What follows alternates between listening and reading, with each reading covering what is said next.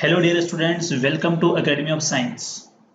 तो देखिए, last lecture में हम बात कर रहे थे किसी रिएक्शन की एलिमेंट्री होने के बारे में, किसी रिएक्शन के कॉम्प्लेक्स होने के बारे में, और हमने वहां पर बात की थी उस रिएक्शन की ऑर्डर और मॉलिक्यूलरिटी के बारे में भी। तो सबसे पहले तो आप में से जिन स्टूडेंट्स ने अब तक प्रीवियस लेक्चर नहीं देखे हैं, मैं उनको कहना चाहूंगा कि एक बार डिस्क्रिप्शन बॉक्स में जाके लिंक पर क्लिक करके इससे पहले वाले लेक्चर जरूर देखें, जिससे कि आपको ये टॉपिक और अच्छे से और डिटेल में आपको समझ में आ सके। तो चलिए शुरू करते हैं। लास्ट लेक्चर में मैंने आपको बताया था कि जब कोई रिएक्शन एलिमेंट्री होती है तो पहली बात तो इसका आइडिया हमें खुद को नहीं होता है कि एलिमेंट्री है या नहीं है, ये हमें क्वेश्चन में दिया हुआ मिलता है कि कोई रिएक्शन एलिमेंट्री है या नहीं है। लेकिन अगर कोई रिएक्शन एलिमेंट्री है, जैसे मान लीजिए उसको लिख के ऐसे दिया हुआ है कि an elementary reaction which is 2A and B plus C, ठीक है, ऐसे क्वेश्चन में बोला हुआ कि एलिमेंट्री है। अगर ऐसा बोला है तो सबसे पहले मैंने आपको उस दिन ये सिखाया था, उस लेक्चर में ये बताया था कि उसकी जो मोलिकुलरिटी है वो सिंपली उसका कोफिशिएंट होगा, ठीक है। या अगर ज्यादा रिएक्टेंट हुई तो कोफिशिएंट्स का सम हो जाएगा, और उसका जो ऑर्डर है वो भी किसके इक्वल होगा, बोलो, मोलिकुलरिटी की। उसके बाद हमने बात की थी कि कुछ रिएक्शंस जो हैं वो मल्टी स्टेप होती हैं, एक से ज्यादा स्टेप में होती हैं, उनको हम बोलते हैं कॉम्प्लेक्स रिएक्शंस। और कॉम्प्लेक्स रिएक्शंस के लिए मोलिकुलरिटी तो डिफाइन ही नहीं होती है, और उनके लिए ऑर्डर जो है वो एक्सपेरिमेंटली कैलकुलेट किया जाता है। मतलब उनका ऑर्डर आप रिएक्शन की शक्ल देख के नहीं बता सकते, ये बातें हम कर चुके थे। अब यहाँ पर एक सबसे बड़ा सवाल आपके दिमाग में उठना चाहिए, वो क्या, वो सुनिए ध्यान से। पहली बात तो ये कि आपको ये पूछना चाहिए कि सर अगर हमें कहीं कोई रिएक्शन एलिमेंट्री दे रखी है तो क्या इसका मतलब हमेशा उसका ऑर्डर और मोलिकुलरिटी इक्वल होगा? तो आंसर है यस। अगर आपको बोल दिया कि रिएक्शन एलिमेंट्री है तो उसका ऑर्डर और मोलिकुलरिटी दोनों क्या होंगे, इक्वल होंगे। अब उल्टा समझते हैं, कैसे? ध्यान से सुनना इस बात को, बहुत ही काम की बात, एक छोटा सा पॉइंट है जो आपको पता होना चाहिए। ए से बन रहा है यहाँ पर बी और सी। आपको कुछ भी नहीं बोला यहाँ पर कि रिएक्शन एलिमेंट्री है या नहीं है, लेकिन आपको सवाल में ऐसे हिंट दे दिया कि इस रिएक्शन का जो ऑर्डर है ना, वो रिएक्शन का ऑर्डर 1 है। और आपने रिएक्शन को जब देखा तो रिएक्शन को देख के आपने बोला कि अच्छा सर देखो, इस रिएक्शन में जो रिएक्टेंट है ना उसका कोफिशिएंट 1 है, और मुझे तो सवाल में ऑर्डर भी कितना दिया हुआ है, 1। तो इससे ये प्रूव हो जाएगा कि ये रिएक्शन एलिमेंट्री है। मान लो हम ऐसा सोच रहे हैं, मेरी बात ध्यान से सुनना। आपको जब क्वेश्चन दिया गया था तो क्वेश्चन में इस रिएक्शन के बारे में कोई कमेंट नहीं किया था, ऑर्डर उसका 1 दे दिया था। तो आपने क्या सोचा कि देखिए इसका कोफिशिएंट भी 1 है और ऑर्डर भी में 1 दे रखा है, तो इसका मतलब तो देखो इसकी मोलिकुलरिटी, इसका ऑर्डर इक्वल है, तो रिएक्शन कैसी होनी चाहिए, एलिमेंट्री होनी ही चाहिए। It must be an elementary reaction. तो मैं आपको बता दूं, अगर आप ऐसा सोचते हो तो इससे कभी बहुत बड़ी गलती आप कर सकते हो। ऐसा हो इसे बिल्कुल भी जरूरी नहीं है। क्यों जरूरी नहीं है? पहली बात समझिए, जब भी मैं कहीं पर वर्ड यूज करूं कि मोलिकुलरिटी, तो ये मैं वर्ड ही तभी यूज कर सकता हूं जब मैं 100% श्योर हूं कि वो रिएक्शन एलिमेंट्री है। समझ में आई बात आपको? आपने इसका कोफिशिएंट देख के इसकी मोलिकुलरिटी 1 बता दी, तो चलो मैं एक काम करता हूं, मैंने तो इस पूरी रिएक्शन को 2 से मल्टीप्लाई कर दिया, 2B प्लस कितना हो गया, 2C। तो अब तो इसकी मोलिकुलरिटी कितनी होगी, बोलो, 2 हो गई, ठीक है। और अब ऐसा तो है नहीं कि तुम्हारे रिएक्शन को 2 से मल्टीप्लाई करने से इसका ऑर्डर डबल हो जाएगा, वो तो पॉसिबल नहीं है। तो इसका मतलब ध्यान में क्या रखना आपको, कि अगर आपको कोई रिएक्शन दे रखी है और गलती से आपका जो ऑर्डर आ रहा है वो स्टोइकियोमेट्रिक कोफिशिएंट के इक्वल है, तो इसका मतलब ये जरूरी नहीं कि वो रिएक्शन एलिमेंट्री ही हो, वो कॉम्प्लेक्स भी हो सकती है। इसके लिए ये वाली बात ही गलत है, इसके लिए डिफाइन हो नहीं वैसा कोई जरूरी नहीं है। और इसका आपको मैं सबसे बेहतरीन एग्जांपल देता हूं, जो लगभग हर एग्जाम में बहुत बार उसके सवाल आते हैं। ध्यान से सुनिएगा, कौन सा एग्जांपल? N2O5 डिकम्पोज होता है और यहां पर बनाता है NO2 plus half O2। Experimentally proved है ये बात कि ये एक फर्स्ट ऑर्डर रिएक्शन है। तो आप में से आप में और मैंने ये सोचा होगा कि देखो ये फर्स्ट ऑर्डर रिएक्शन है, इसका कोफिशिएंट भी 1 है, इसका मतलब ये रिएक्शन 100% कैसी होनी चाहिए, एलिमेंट्री। लेकिन आपको बता दूं ये रिएक्शन एलिमेंट्री नहीं होती है, ये अब भी एक कॉम्प्लेक्स रिएक्शन है, अब भी एक ये मल्टी स्टेप रिएक्शन है। तो इस बात का जरूर ध्यान रखें। क्या ध्यान रखना है? एक लाइन में बता रहा हूं, अगर कोई एलिमेंट्री तुम्हें रिएक्शन के बारे में खुद बताए तो 100% उसके ऑर्डर और मोलेक्युलरिटी इक्वल होंगे। लेकिन अगर आपका कहीं पर ऑर्डर गलती से किसी सवाल में स्टोइकियोमेट्रिक कोफिशिएंट के इक्वल आ रहा है तो इसका मतलब वो रिएक्शन एलिमेंट्री हो ही, ऐसा हमेशा जरूरी नहीं है। बस इस बात का ध्यान रखना कि जो आपको रास्ता दिखाई दे रहा है ना कि एलिमेंट्री से तुम ऑर्डर बता सकते हो, वन वे है, ये वन वे है। आप इससे इधर जा तो सकते हो लेकिन वापिस आते टाइम आपको रास्ता बंद मिले या खुला मिले इसकी कोई गारंटी नहीं है। बस मैं आपको ये बात समझाना चाह रहा था, इस बात का आपको ध्यान रखना है। क्लियर है? चलिए अब हम शुरू करते हैं अपना अगला टॉपिक, सुनिएगा ध्यान से। और वो टॉपिक है एक्सपेरिमेंटल रेट लॉ।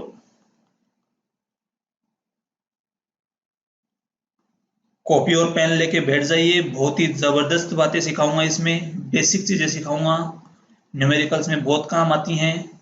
नहीं सीखा तो रट्टा ही मारोगे बाद में।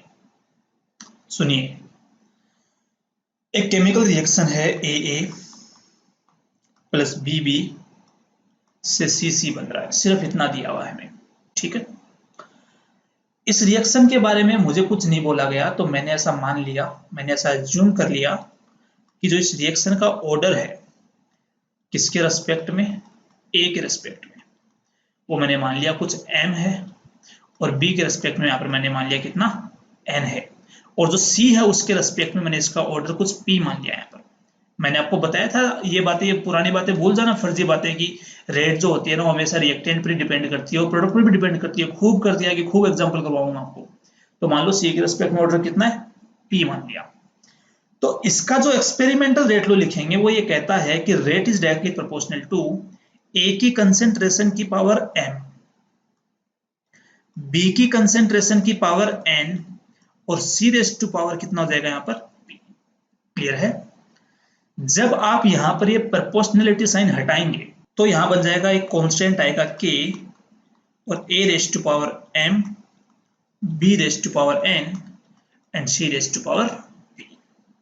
यहां पर ये जो R है ये तो हो जाएगा आपका rate of reaction. A concentration है, B कंसेंट्रेशन है, C कंसेंट्रेशन है, M क्या है, A के रेस्पेक्ट में ऑर्डर, N है, B के रेस्पेक्ट में ऑर्डर, P है, C के रेस्पेक्ट में ऑर्डर। तो अगर मैं यहाँ पर ऐसे इनको ऐड कर दूं N plus M plus O, sorry M plus N plus P, तो इसको हम बोल देंगे overall order of A reaction, या किसी रिएक्शन का टोटल ऑर्डर भी आप इसको बोल सकते हो। ठीक है, अब यहां पर एक नया मेहमान आया है जिसके बारे में हमें जानना है, और वो है यहां पर K। ये K क्या होता है इसके बारे में हम बात करें। तो भैया K जो होता है उसको हम बोलते हैं सिंपली रेट कांस्टेंट। ये क्या होता है, रेट कांस्टेंट, या इसको वेलोसिटी कांस्टेंट भी बोलते हैं। और ये जो रेट कांस्टेंट आप देख रहे हैं ना, ये वो आपकी उस इक्विलिब्रियम कांस्टेंट K से अलग होता है। ठीक है, इक्विलिब्रियम कांस्टेंट K जो होता है उसको हम जनरली कैपिटल K से रिप्रेजेंट करते हैं, जबकि रेट कांस्टेंट को हम स्मॉल k से रिप्रेजेंट करते हैं। इन बातों का ध्यान रखना, इक्विलिब्रियम कांस्टेंट अलग होता है, रेट कांस्टेंट अलग होता है, दोनों में कंफ्यूज नहीं होना है। ठीक है, ये दोनों एक नहीं होते हैं। ठीक है, हाँ, और इसका क्या नाम होता है वो समझिए।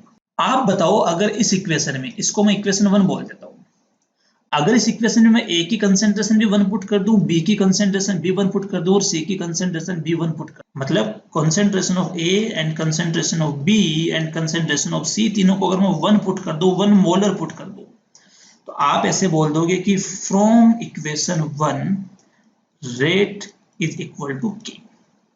तो यहां से इसकी एक डेफिनेशन होती है, वो डेफिनेशन ये कहती है कि जब किसी रिएक्शन में, या जब किसी रेट लो बोल देते हैं, जब किसी रेट लो में सारी की सारी स्पीसीज की कंसेंट्रेशन 1 पुट कर देते हैं हम, तो उस टाइम पर जो उसकी रिएक्शन की रेट होती है वो रेट किसके इक्वल होती है, रेट कांस्टेंट के इक्वल होती है। इसीलिए इसका एक नाम और होता है जिसको हम बोलते हैं स्पेसिफिक रिएक्शन रेट। इसका मतलब किसी रिएक्शन की रेट, वो भी कब, कुछ स्पेसिफिक कंडीशंस पर, तो इसका नाम क्या बन जाएगा, स्पेसिफिक रिएक्शन रेट। ये तीनों के तीनों एक ही चीज के नाम है, क्या, के की। रेट कांस्टेंट भी उसी का नाम है, वेलोसिटी कांस्टेंट भी उसी का नाम है, और स्पेसिफिक रिएक्शन रेट भी हम उसी को बोलते हैं। ठीक है, अब हम बात करते हैं कि जो रेट कांस्टेंट के है, रेट कांस्टेंट के डिपेंड किस पर करता है, किस चीज पर डिपेंड करता है। तो देखिए इसके जो फैक्टर्स जो इसको अफेक्ट करते हैं वो इस चैप्टर के एंड में हम डिटेल में वहां पर स्टडी करेंगे, इसलिए यहाँ पर मैं उनकी बात नहीं कर रहा हूँ। यहाँ पर मैं सिर्फ एक इसके बारे में ये बात करने वाला हूँ कि इस रेट कांस्टेंट की यूनिट क्या होती है। तो यूनिट ऑफ रेट कांस्टेंट के, रेट कांस्टेंट को कौन कौन से फैक्टर अफेक्ट करते हैं वो हम पढ़ेंगे इसी चैप्टर में, आगे टॉपिक आएगा वहां पर। और अभी हम बात कर रहे हैं सिर्फ और सिर्फ के की यूनिट्स की, कि रेट कांस्टेंट यूनिट क्या क्या होती है। तो जरा समझिए, मान लो एक रिएक्शन है, ए से बन रहा है बी, इसकी रेट कैसे लिखेंगे, R is equal to K into A raise to power N. यहाँ पर एन मैंने मान लिया कि इस रिएक्शन का क्या ऑर्डर है, ये ऑर्डर हमने अपनी तरफ से मान लिया। ठीक है, आपसे मैं पूछूं इस रेट की यूनिट क्या होती है, तो आप याद करो रेट होती क्या थी, रेट किसको कहते थे। तो आप कहते थे सर रेट तो हम बोलते हैं कंसंट्रेशन अपॉन टाइम को हम रेट बोलते हैं, change in concentration upon time. तो इस रेट की यूनिट यहाँ पर क्या आएगी, इसकी आएगी मोलरिटी। मोलरिटी कह लो आप, या मोलर कंसंट्रेशन बोलते हैं, पर कंसंट्रेशन मोलर कंसंट्रेशन ही होती थी, मोलरिटी। और साथ में यहाँ पर क्या बन जाएगा बोलो, time inverse is equal to के।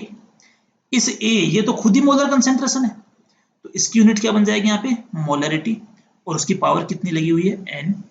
सोल्व करते हैं इसको, तो यहां से जो के की यूनिट आएगी वो आ जाएगी मोलरिटी, यहाँ पर मोलरिटी की पावर 1, इस तरफ आएगा तो यहाँ पर 1 माइनस कितना हो जाएगा, एन, और यहाँ पर क्या बन जाएगा बोलो, टाइम की पावर -1। ठीक है, अब मोलरिटी इसकी यूनिट क्या होती है, तो मोलरिटी खुद होती है मोल पर लीटर, तो इसको ओपन करने पर ये बन जाएगा mole raise to power 1 minus n. ये मोल पर लीटर था तो लीटर नीचे था, ऊपर आएगा तो माइनस का होगा, तो ये कितना बन जाएगा यहाँ पर n-1, और यहाँ पर बन जाएगा टाइम इनवर्स। ये होती है इस यूनिट कांस्टेंट, इस रेट कांस्टेंट के की यूनिट। ठीक है, कितनी ये अपने लिए इंपॉर्टेंट है, ये यूनिट कितनी ज्यादा इंपॉर्टेंट है, इसकी इंपॉर्टेंट आप इसी बात से समझ सकते हो कि रेट कांस्टेंट के की जो यूनिट है, ध्यान से सुनना, बहुत इंपॉर्टेंट बात है। रेट कांस्टेंट के की जो यूनिट है वो यूनिट रिएक्शन के ऑर्डर पे डिपेंड करती है, ऐसे को एन डिपेंडेंट है, और एन यहाँ पर क्या है, ऑर्डर ऑफ रिएक्शन। कैसे, तो आपने अभी भी देखा, इसकी यूनिट क्या होती है, mole raise to power 1 minus n, litre n-1, और टाइम इनवर्स। अच्छा एक बात आपको और बता दूं, इसे टाइम हम क्या लेंगे, देखो टाइम कुछ भी ले सकते हैं, यहाँ पर सेकंड भी होता है, कुछ रिएक्शन में मिनट बोल देगा आपको, कुछ में आर इनवर्स भी बन जाएगा ये, कुछ में आप डे भी बोल सकते हो, डे भी टाइम है, जो भी टाइम होता है यहाँ पर आप कुछ भी ले सकते हो। ठीक है, तो आप देख रहे हैं कि अगर जैसे ही एन की वैल्यू चेंज होगी, के की यूनिट भी चेंज हो जाएगी। ऐसे मान लो मैं इसे कह दूं कि n इक्वल टू 0 है, n इक्वल टू 0 मतलब क्या होता है बोलो, जीरो ऑर्डर रिएक्शन, और इसको हम क्या बोलेंगे, जीरो ऑर्डर रिएक्शन। जब आप n का मान यहाँ 0 रखोगे तो k की यूनिट क्या आएगी, mole litre inverse time inverse. Time मान लो सेकंड, तो यहाँ पे क्या बन जाएगा, सेकंड इनवर्स। अगर मैं n1 ले लूं, n1 क्या होता है बोलो, बोलो क्या होता है n1, फर्स्ट ऑर्डर, तो यहाँ पर k की यूनिट क्या आएगी, 1 माइनस 1 0, और किसी की पावर 0 मतलब उसकी वैल्यू 1, 1 माइनस 1 0, तो ये भी कितना 1, तो यहाँ पर कितना बन जाएगा, टाइम इनवर्स। अब अगर आपने टाइम लिया सेकंड में तो ये सेकंड इनवर्स बन जाएगा, अगर आपने लिया आर में तो ये बन जाएगा आर इनवर्स। ठीक है, और एग्जांपल, n इक्वल टू 2 ले लिया, क्या होता है, सेकंड ऑर्डर, तो k की यूनिट बोलो, यहाँ पर मोल 1 माइनस एन होता है, तो मोल -1, लीटर n-1, तो लीटर की पावर कितनी आएगी 1, और यहाँ पर टाइम मान लेते हैं सेकंड में, तो कितना बन जाएगा, सेकंड इनवर्स बन जाएगा, सेकंड ऑर्डर रिएक्शन के लिए। ठीक है, और एग्जांपल इसका, किसी रिएक्शन का ऑर्डर मान लो -1/2 है, किसी रिएक्शन का ऑर्डर -1/2 है, तो k की यूनिट क्या होगी, मोल 1 माइनस एन होता है, n की वैल्यू -1/2, लीटर -1/2 -1, टाइम की पावर -1, तो इसकी यूनिट क्या बन जाएगी बोलो फटाफट, मोल। ये बन जाएगा 3/2 प्लस का, ये बन जाएगा माइनस का 3/2 और यहाँ पर बन जाएगा टाइम इनवर्स। अब मैं आपको समझाता हूं इस रेट कांस्टेंट के की यूनिट की क्या अहमियत है, क्यों ये इतनी जरूरी है, वो मैं आपको बताता हूं। एक रिएक्शन आपको लिख के दे दी जाए, ए से कुछ फलाना बन रहा है, बी बन रहा है और साथ में सी बन रहा है, और आपको आइडिया नहीं है कि इस रिएक्शन का ऑर्डर क्या है। तो एक तो आपके पास इसका ऑर्डर जानने का तरीका ये है कि आपको सवाल में अगला बता दे कि ये एलिमेंट्री है या नहीं है, तो आप इसका ऑर्डर फटाक से बता दोगे। लेकिन जरा सोचो कि अगर मैं आपको उसकी वैल्यू दे दूं के की, इस रिएक्शन की रेट कांस्टेंट के की वैल्यू अगर आपको मैं बता दूं कि भाई इसकी रेट कांस्टेंट की वैल्यू ये है, तो जरा सोच के देखो एक बार। जैसे ही मैं कहूंगा के की वैल्यू मान लीजिए x, तो उसकी न्यूमेरिकल वैल्यू है, और के की वैल्यू मान लो आपको मैं बता दूं कि मोल -1 लीटर और सेकंड इनवर्स है। जैसे ही मैं आपको के की वैल्यू बताऊंगा, जैसे ही आपको के की यूनिट दिखाई देगी, आप पागल हो जाओगे। आप कहोगे सर मजा आ गया, मुझे तो इस रिएक्शन का ऑर्डर पता ही नहीं था, लेकिन के की वैल्यू देके उसने बेवकूफी कर दी। अब मुझे इसका ऑर्डर पता चल सकता है। कैसे पता लगाएंगे, कैसे पता लगाएंगे? तो देखिए, इसकी जो ऑर्डर होता था वो था 1 - n लीटर n-1 और सेकंड इनवर्स। तुम जब 1 - n को कंपेयर करोगे -1 से, तो पता चलेगा n की वैल्यू कितनी होनी चाहिए, 2, और वही इसका ऑर्डर होता है। अरे n ही तो इसका ऑर्डर होता है ना। और जैसे ही आपको ऑर्डर पता चलेगा, आप तुरंत बोल दोगे ये रिएक्शन ए के रेस्पेक्ट में सेकंड ऑर्डर है। तो इसका रेट लो कैसे लिखेंगे, R = K into A raise to power कितना बन जाएगा, 2 बन जाएगा। शायद आपको समझ में आ गया होगा कि इसकी कितनी अहमियत है, के की वैल्यू, के की जो यूनिट है उसकी। जैसे ही सवाल में आपको यूनिट देगा के की, आप उससे उस रिएक्शन का ऑर्डर बता सकते हैं। इस चीज का ध्यान रखना, बहुत बार सवालों में रिएक्शन दे देगा, सब कुछ दे देगा, ऑर्डर नहीं बताएगा, लेकिन कहीं ना कहीं के की वैल्यू आपको दे रखी होगी, तो उससे भी आप ऑर्डर का पता लगा सकते हैं। क्लियर है सबको यहां तक के की यूनिट के बारे में? क्लियर है, तो चलिए आगे बढ़ते हैं। अब मैं बात करना चाह रहा हूं डिफरेंशियल रेट इक्वेशन की। डिफरेंशियल रेट इक्वेशन पहले तो देखेंगे होती क्या है, लिखते कैसे हैं इसको, मतलब कहां से आई ये बात डिफरेंशियल रेट इक्वेशन वाली। सुनिए जरा, एक रिएक्शन लिखी हुई है यहां पर 2a से, मान लीजिए यहां पर बन रहा है b + 3c बन रहा है, और क्वेश्चन में आपको बता दिया कि भाई जो रिएक्शन है ना, इस रिएक्शन का ऑर्डर 1 है। ये आपको सवाल में दे दिया, उसने बता दिया, ठीक है। तो जब मैं इस रिएक्शन की रेट लिखूंगा, तो एक तो मैं इसका लिख सकता हूं यहां पर एक्सपेरिमेंटल रेट लो। क्या लिख सकते हैं, एक्सपेरिमेंटल रेट लो, जो ऑर्डर से लिख सकते हैं अपन। तो कितना आएगा, R = K इंटू ए, जो है इस a की पावर यहां पर कितनी बन जाएगी, 1, ठीक है। अब सुनिए ध्यान से, R = K इंटू ए की पावर 1 हमें दे दिया, ये तो हमने लिख लिया एक्सपेरिमेंटल रेट लो से। लेकिन दूसरा मैंने आपको बताया था कि इसी रिएक्शन की रेट को मैं ऐसे भी लिख सकता हूं, rate of disappearance of A upon उसका स्टोइकियोमेट्रिक कोफिशिएंट। अरे याद करो, लेक्चर 2 में सिखाया ये मैंने, is equal to rate of appearance of B upon उसका coefficient 1 is equal to rate of appearance of C upon उसका कोफिशिएंट 3। इनकी वैल्यू क्या क्या होती है? तो अगर तुम बात कर रहे हो डिसअपीयरेंस की, तो मैंने बताया था डिसअपीयरेंस नाम सुना नहीं कि नेगेटिव लगाया नहीं, तो आएगा माइनस। इसकी बात कर रहे हैं ए की, तो ये क्या बन जाएगा यहाँ पर dA/dt, और यहाँ जाएगा 1/2। यहाँ बात कर रहे हैं अपीयरेंस की, तो साइन आएगा प्लस, और यहाँ पर क्या बन जाएगा dB/dt, और कोफिशिएंट 1 है, और यहाँ भी साइन प्लस का ही आएगा, लगाओ नहीं लगाओ एक ही बात है। ये बन जाएगा dC/dt, ये भी आ जाएगा 1/3। तो एक तो आपका एक्सपेरिमेंटल रेट लो है, और एक आपने इस तरीके से बिना किसी एक्सपेरिमेंट के इस रिएक्शन की शक्ल देखकर रेट ऑफ डिसअपीयरेंस और रेट ऑफ अपीयरेंस की टर्म्स में आपने रेट लिख ली। जिसको मैंने बोल दिया इक्वेशन 2। जब आप इस इक्वेशन 1 को इक्वेशन 2 के इक्वल पुट करेंगे, क्योंकि दोनों रेट तो एक ही हैं, अरे भाई ये भी इसी रिएक्शन के रेट को बता रही है और ये भी इसी रिएक्शन के रेट को बता रही है, तो दोनों को इक्वल कर सकते हैं। जब आप इन दोनों को इक्वल पुट करेंगे तो जो इक्वेशन बनेगी वो बन जाएगी R is equal to -1/2 dA/dt is equal to dB/dt is equal to 1/3 dC/dt is equal to K into A⁻1। ये जो इक्वेशन यहां बनी है, जिसमें आपको ये जो d/dt और ये सब दिखाई दे रहे हैं, d/dt जो आपको डिफरेंशियल फॉर्म दिखाई दे रही है, इसी की वजह से इसको हम बोलते हैं डिफरेंशियल रेट इक्वेशन।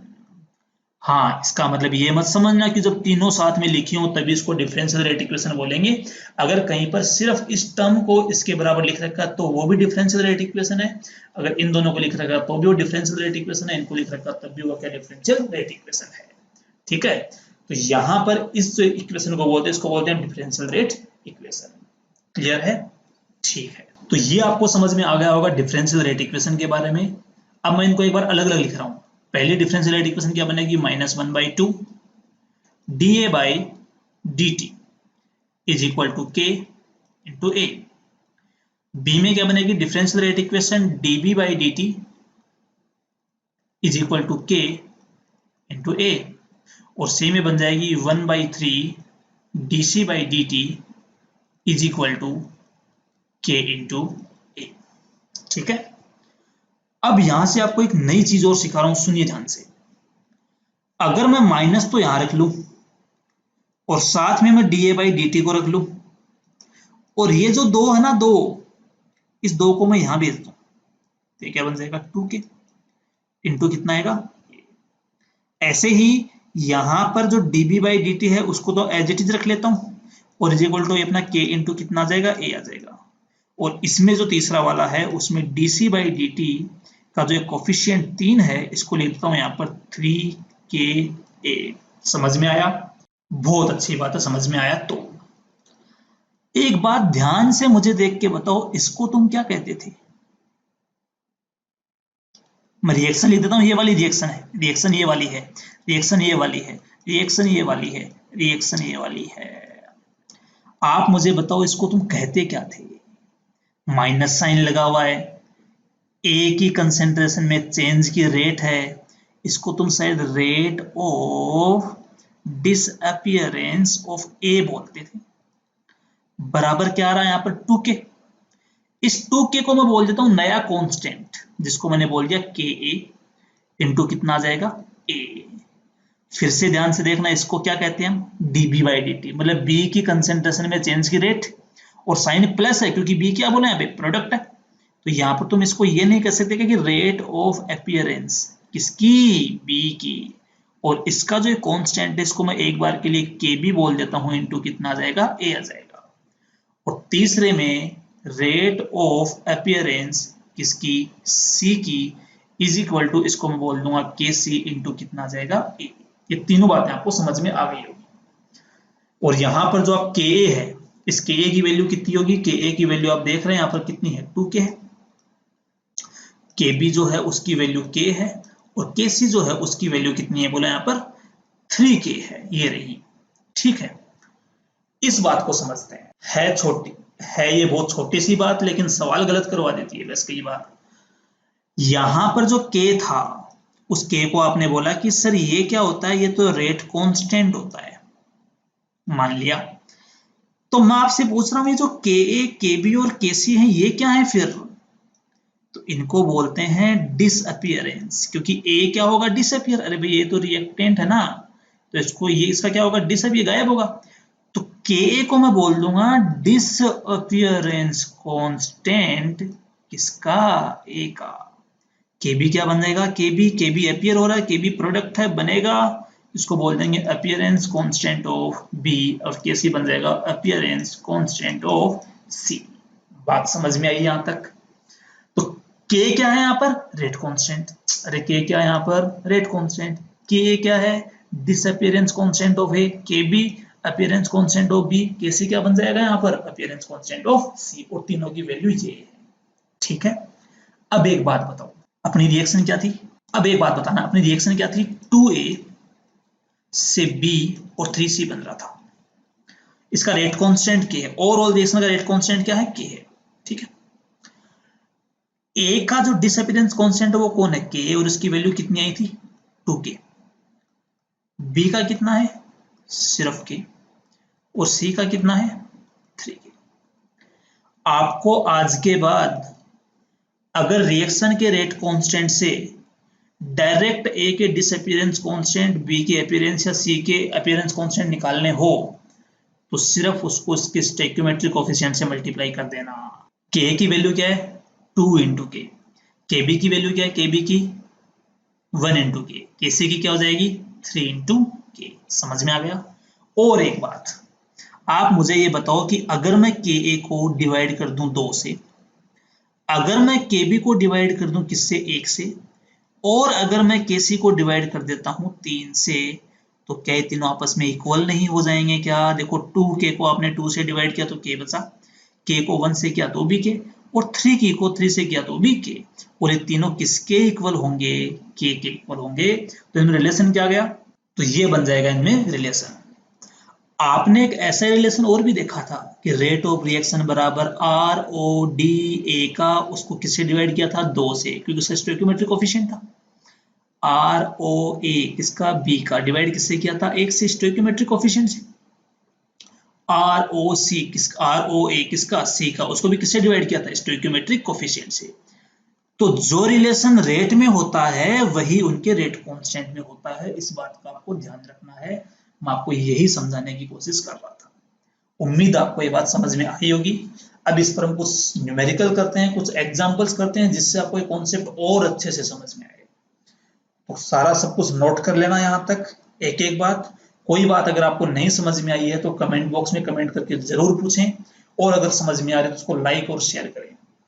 चलिए पढ़ते हैं और आगे बढ़ते हैं। तो पहला सवाल, जिसमें आपको ये दिया गया है कि एक रिएक्शन है जिसका रेट कांस्टेंट है, ये दे रखा है, और आपसे कुछ सवाल पूछे गए हैं। तो आपको रेट कांस्टेंट के की यूनिट दे रखी है, देखिए mole inverse litre second inverse. इस यूनिट को देख के हम पता लगा लेंगे कि रिएक्शन का ऑर्डर कितना आएगा, यहाँ से 2 आएगा। कंपेयर कर लेना इसको, और जैसे रिएक्शन सेकंड ऑर्डर आएगी, अब आप उसके डिफरेंशियल रेट इक्वेशन लिख सकते हो। कैसे लिखेंगे सुनिए जरा। रेट इज इक्वल टू, पहले तो इनके ROD और इनके ROA लिखते हैं। तो ए के लिए ROD कैसे लिखेंगे? Rate of disappearance. ए के लिए बन जाएगा माइनस DA बाई DT। ये तो बन जाएगा ए का रेट ऑफ डिसअपीयरेंस। इसको डिवाइड करना है इसकी स्टोइकियोमेट्रिक कोएफिशिएंट 3 से। बी का रेट ऑफ अपीयरेंस क्या बनेगा? DB बाई DT, और इसका कोएफिशिएंट कितना? 2, तो डिवाइड किससे कर देंगे इसको? 2 से, इज इक्वल टू। अब ये जो रेट है इसके इक्वल क्या आएगा? रेट कांस्टेंट के इंटू रिएक्टेंट कौन है इसका? ए, और यहाँ पर ऑर्डर कितना लिखेंगे? यहाँ पर ऑर्डर लिखेंगे 2, क्योंकि हमें पता कहां से चला? ये हमें पता चला इसकी रेट कांस्टेंट की यूनिट से, तो यहाँ पर कितना आ जाएगा? 2। ठीक है, नेक्स्ट पॉइंट, वैल्यू ऑफ के ए एंड के बी। तो मैंने आपको बहुत सिंपल सा तरीका बताया था। के ए का जो वैल्यू है वो रेट कांस्टेंट इंटू मल्टीप्लाई कौन होगा? इंटू मल्टीप्लाई कौन होगा? मल्टीप्लाई होगा उसका कोफिशिएंट। तो यहाँ पर कितना बन जाएगा? 3K, और के बी कितना बन जाएगा यहाँ पर? 2K। फिर आपसे पूछ रहा है के और के बी का रेशियो, तो K इज टू के बी का जो रेशियो आएगा वो आप देख रहे हैं यहाँ पर कितना बन जाएगा? 3:2। तो ये इसका आंसर आ। ये था पहला सवाल इस पर। अगला सवाल देखते हैं। समझ आ रहा है आप सबको? तो चलिए देखते हैं अगला सवाल। ओहो, इस सवाल में तो रिएक्शन लिखने से पहले ही बोल दिया कैसी है, एलिमेंट्री है। तो इसका एक्सपेरिमेंटल रेट लो क्या आएगा? R is equal to rate constant K into A की पावर इसका कोफिशिएंट। अरे वही ऑर्डर होगा ना इसका, एलिमेंट्री बोल दिया सवाल में। और B की पावर कितनी आ जाएगी? 1। मोलिकुलरिटी एलिमेंट्री के लिए डिफाइन होती है, यस। इसका कोफिशिएंट कितना? 2, इसका कितना? 1। तो इसकी ये कितनी आ जाएगी? Molecularity 2 + 1 is equal to 3। Order भी कितना आ जाएगा? 3 आ जाएगा। जिसमें से अगर मान लो आपसे ऐसे पूछ ले कि बता ए के रेस्पेक्ट में कितना ऑर्डर है, तो 2 है। बी के रेस्पेक्ट में कितना ऑर्डर है तो कितना हो जाएगा 1। ठीक है, अब बात करते हैं के की यूनिट। तो अगर ये थर्ड ऑर्डर रिएक्शन है तो यहाँ पर जो इसकी के की यूनिट आएगी आएगी मोल 1 माइनस 3 लीटर 3 माइनस 1, और यहाँ पर कितना बन जाएगा टाइम की पावर -1। तो यहाँ पर ये कितना आ जाएगा अपना मोल -2 लीटर 2 टाइम -1। टाइम सेकंड ले लेना, मिनट इनवर्स कुछ भी ले लेना यहाँ पे। ठीक है, अगला कहता है रिलेशन बिटवीन के ए K B K C and के। तो मैंने आपको बताया था के इज इक्वल टू, के तो पूरी रिएक्शन का रेट कांस्टेंट है, इज इक्वल टू के ए डिवाइड किससे करेंगे ए के कोफिशिएंट से, तो कितना आ जाएगा 2 इज इक्वल टू के बी डिवाइड किससे करेंगे बी के कोफिशिएंट से, कितना आएगा 1 इज इक्वल टू के सी डिवाइड किससे कर देंगे सी के कोफिशिएंट से, तो कितना आ जाएगा 3। ये आ जाएगा इन चारों में रिलेशन। ठीक है, अगला सवाल समझते हैं। समझ में आ रहा होगा आपको, यहां तक सबको अच्छे से ढंग से समझ में आ रहा होगा। कोई भी डाउट हो, छोटी सी बात नहीं समझ में आई हो, तुरंत कमेंट बॉक्स में कमेंट करके बता दें, आपको जवाब मिल जाएगा। लेकिन बिना समझे यहां से नहीं जाना है। ठीक है, अगला सवाल देखते हैं। X A plus Y B से जेड सी बन रहा है और दे रखा है आपको कि minus D A by D T minus D B by D T, इसकी वैल्यू ये है। तो पूछ रहा है कि एक्स वाई और जेड यहाँ पर क्या क्या हो। तो यहां पर आप इस रिलेशन को ध्यान से देखिए, पहले इसको समझते हैं। पहले ये मुझे बता रहा है रेट ऑफ डिसअपियरेंस ऑफ ए, तो इसको मैं लिख सकता हूं rate of disappearance of A, और इसके मैंने डिवाइड में लिख लिया 1, क्योंकि कुछ नहीं लिखा हुआ यहां पर, इज इक्वल टू यहां है, इसको आप बोल सकते हो rate of disappearance of B, तो इसको लिख दिया rate of disappearance of B. मैं डिसअपियरेंस इसलिए बोल रहा हूं क्योंकि माइनस साइन लगा हुआ है साथ में, ये ध्यान रखना। इसको भी डिवाइड कर देंगे हम 1 से, और ये जो है यहाँ पर प्लस साइन है साथ में, और सी प्रोडक्ट है, तो इसको मैं लिख सकता हूँ rate of appearance of C divide यहाँ पर करेंगे इसको 1.5 से, और 1.5 को मैं लिख सकता हूँ यहाँ पे कितना 3/2। ठीक है, अब सुनिए, इसको आप ऐसे भी लिख सकते हैं कि जो 3/2 है, इसका जो 2 है ये 2 यहाँ पर ऊपर आ जाए, या फिर एक काम करते हैं कि जो पूरी की पूरी इक्वेशन है, पूरी जो आपको इक्वेशन दिखाई दे रही है, इस पूरी इक्वेशन को 1/2 से मल्टीप्लाई कर देते हैं, इससे कोई फर्क नहीं पड़ता। तो जब आप पूरी इक्वेशन को 1/2 से मल्टीप्लाई करेंगे तो देखिए 2 यहाँ मल्टीप्लाई होगा, इसमें भी 2 यहाँ मल्टीप्लाई होगा, यहाँ भी 2 मल्टीप्लाई होगा, और 2 से 2 क्या हो जाएगा कैंसिल। तो इन सब के जो डिनोमिनेटर आएंगे, जो नीचे आएंगे यहाँ पर, वो इसके नीचे कितना आ रहा है 2, इस वाले के नीचे कितना आ रहा है 2, इसके नीचे कितना आ रहा है 3, यहाँ पर आ रहा है rate of disappearance of A, यहाँ आएगा rate of disappearance of B, यहाँ आएगा rate of appearance of C. हम जब डिफरेंशियल इक्वेशन लिखते थे तो जो ROD और ROA हैं, इनके जो यहाँ पर डिनोमिनेटर में हुआ करते थे, वही तो x y और z की वैल्यू होती है। तो यहाँ पर x की वैल्यू कितनी है 2, y की वैल्यू कितनी है 2, और z की वैल्यू कितनी है यहाँ पर 3, तो आंसर आ जाएगा 2 2 3। समझ में आ गया? किसी को अगर ऐसे समझ में नहीं आया हो तो वो एक काम करे कि वो इस रिएक्शन को इस फॉर्मेट में लिख ले, ROD ए का डिवाइड किससे कर ले x से, ROD किसका b का डिवाइड कर ले किससे y से, और ROA डिवाइड कर ले किससे z से, और फिर इसको कंपेयर कर ले इससे, तो यहाँ से x y z तीनों कितने आएंगे 2 2 3। तो इस तरीके से आप इसको कैलकुलेट कर सकते हैं। ये थे कुछ 3-4 न्यूमेरिकल्स। अब हम करने वाले हैं इस पे कुछ और न्यूमेरिकल्स। जितने न्यूमेरिकल की प्रैक्टिस करेंगे उतना टॉपिक और ज्यादा अच्छे से समझ में आएगा। ये रेट है, सिंपल से इसके क्वेश्चन है, इसलिए इसको हल्के में मत लेना, बहुत बार सवाल गलत करवा देती है, इसलिए एक एक कॉन्सेप्ट ढंग से आपको सवाल की प्रैक्टिस जरूर करनी है। ठीक है, अगला सवाल देखते हैं, और ये है आपके सामने अगला सवाल। अगले सवाल में बोला है एक्स ए से वाई बी बन रहा है, जिसके लिए एक इक्वेशन दे रखी है, आपसे पूछा है एक्स और वाई का रेशियो क्या होगा, ये सवाल आपसे पूछा गया है। तो ध्यान से देखिए इस ब्रैकेट के अंदर जो लिखा है उसको, इस ब्रैकेट के अंदर जो लिखा है आपको पता चल रहा है कि किसको बता रहा है, रेट ऑफ डिसअपियरेंस ऑफ ए को, और जो इस ब्रैकेट में लिखा है वो क्या बता रहा है आपको, rate of appearance of B. और ये जो पॉइंट 3 है ये भी कुछ कह रहा है आपको। इस पॉइंट 3 की वैल्यू आप में से जो स्टूडेंट जानते हैं, आपको पता होगा कि जो log 2 होता है उसकी वैल्यू होती है ऑलमोस्ट 0.3।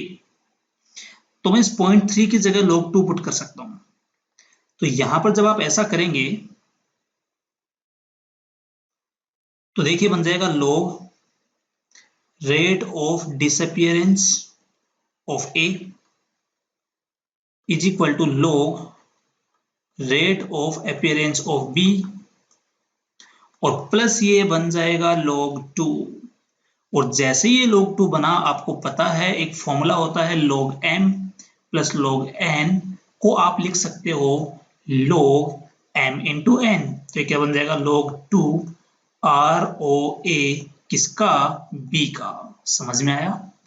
और इस तरीके से log से log कैंसिल हो जाएगा और यहां पर आप कह सकते हो rate of disappearance of a divided by 1 rate of appearance of b divided by 1।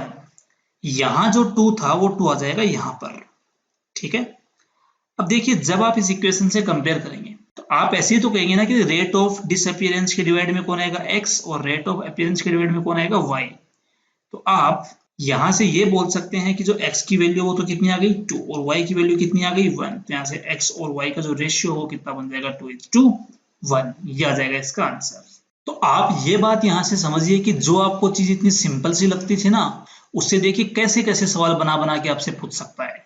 ठीक है, ये चीज आपको समझनी है कि एक छोटी सी बात से कितने अलग अलग तरीके से आपसे वो सवाल पूछ सकता है। बस ये आपको ध्यान रखना है। क्लियर है। चलिए अगला सवाल करते हैं इसी पे। ये तो एक सिंपल सा सवाल है जिसमें आपको ये बताना है कि rate of disappearance of A और रेट ऑफ